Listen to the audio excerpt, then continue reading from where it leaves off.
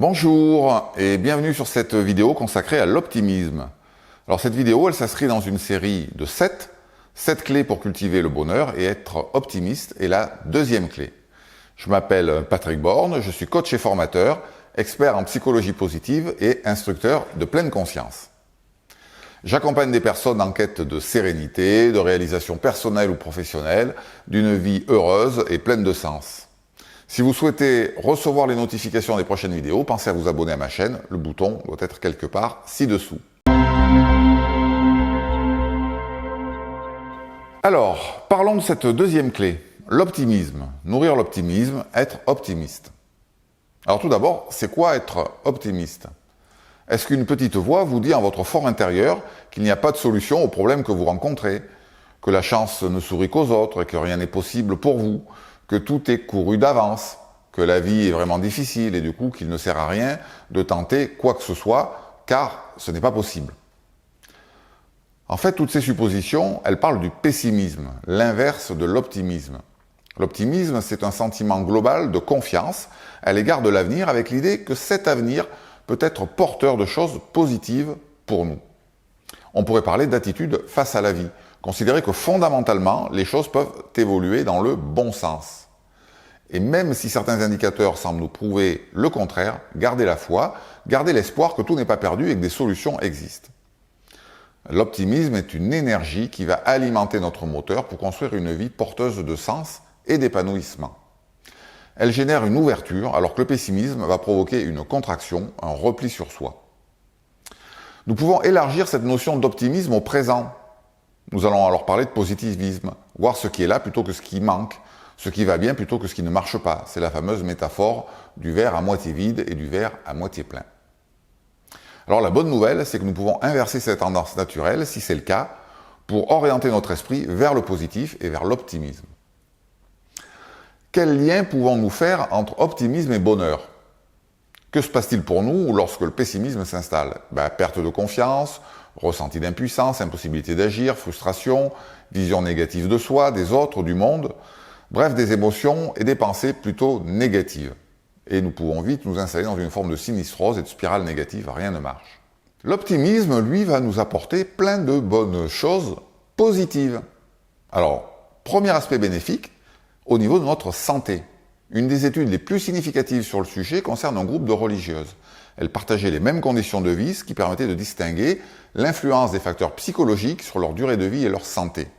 Et des scientifiques d'universités américaines ont étudié les lettres de motivation qu'elles avaient rédigées avant leur entrée au couvent, et ils ont pu distinguer les optimistes et les pessimistes. Et les religieuses identifiées comme les plus optimistes ont vécu en moyenne 10 ans de plus que les moins positives, et en meilleure santé. Je ne sais pas pour vous, mais pour moi, être en bonne santé contribue largement à me rendre heureux. Cela me permet de profiter pleinement de la vie. Alors, deuxième aspect bénéfique, atteindre ses objectifs de vie. Si je considère que rien n'est possible, j'abandonne toute possibilité de réaliser mes rêves, qu'ils soient grands ou petits. Je vais même m'interdire de rêver, puisque rien n'est possible. Et peut-être me réveiller un jour avec la sensation d'être passé à côté de ma vie.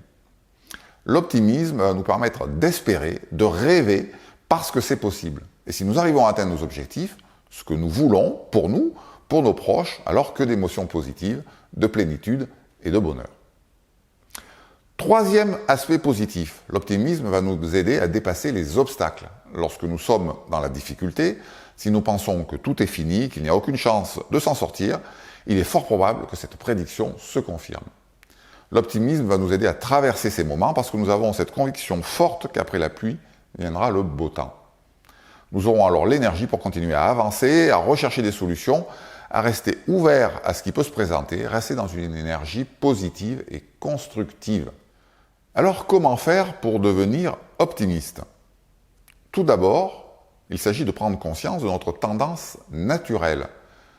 Soit notre tendance à voir ce qui va bien, ce qui marche bien, ce qu'il est possible de faire ou d'obtenir, soit à contrario notre tendance à voir ce qui ne va pas, ce qui manque, ce qui va nous empêcher de réaliser nos souhaits. Et si vous êtes naturellement optimiste, eh bien tout va bien. Et si ce n'est pas le cas et que le pessimisme et le défaitisme dominent chez vous, je vous fais 3 propositions d'action pour rééquilibrer ces 2 aspects de votre personnalité. Alors, première proposition, bien s'entraîner à voir le côté positif des choses. Dès que vous repérez les premières pensées négatives face à une situation donnée, prenez le temps de les accueillir avec un peu de distance, comme si vous les observiez avec curiosité et même humour. Tiens, voilà mes pensées négatives qui arrivent. Ok, et maintenant, si je regardais ce qui va bien, ce qu'il est possible de faire, vous dire ça intérieurement. Et opérer un changement de posture, d'attitude pour reprogrammer votre manière de percevoir les choses et d'imaginer le futur. Alors, deuxième proposition, identifier les croyances en œuvre et les challenger. Le pessimisme peut être lié à des croyances sur soi, sur les autres, sur la société, le monde. Par exemple, ce n'est pas possible, je suis trop vieux pour changer de métier, ce n'est même pas la peine d'essayer. Ici, la croyance porte sur moi et sur mon incapacité à apprendre de nouvelles choses. Autre exemple, à quoi bon tenter quelque chose? Les banques ne me suivront jamais, je n'ai pas de garantie ni d'apport suffisant. Ce n'est pas la peine d'espérer, de toute façon, je n'ai jamais de chance. À chaque fois que j'ai essayé, il y a toujours eu quelque chose qui s'est mis en travers. Il s'agit donc d'identifier les croyances à l'œuvre et de trouver des contre-exemples où elles ne se sont pas vérifiées dans votre vie ou bien dans vos relations ou votre environnement, même au sens large. Regardez ce qui s'est passé dans ces cas-là pour vous en inspirer et à ce moment-là, passer à l'action. J'aurai l'occasion de revenir plus en détail sur ce sujet dans une autre vidéo. Troisième proposition, revisitez votre histoire personnelle. Et cette difficulté à imaginer que l'avenir puisse être porteur de choses positives peut venir d'une histoire que nous percevons comme semée d'échecs. Nous avons construit cette conviction que l'avenir ne peut rien nous apporter de positif. Si c'est le cas, vous pouvez partir à la redécouverte de votre passé, vous allez forcément y trouver des moments où vous avez eu cette impression que vous n'y arriverez pas, que ça ne marcherait pas. Et puis les choses se sont faites, elles se sont réalisées. Reconstruire une vision positive de son histoire personnelle.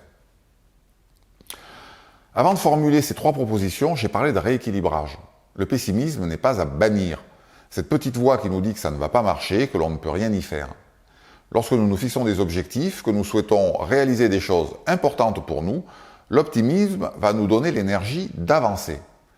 Nous avons également besoin d'identifier les obstacles que nous pourrions rencontrer sur notre chemin, pour imaginer comment les dépasser, comment les contourner.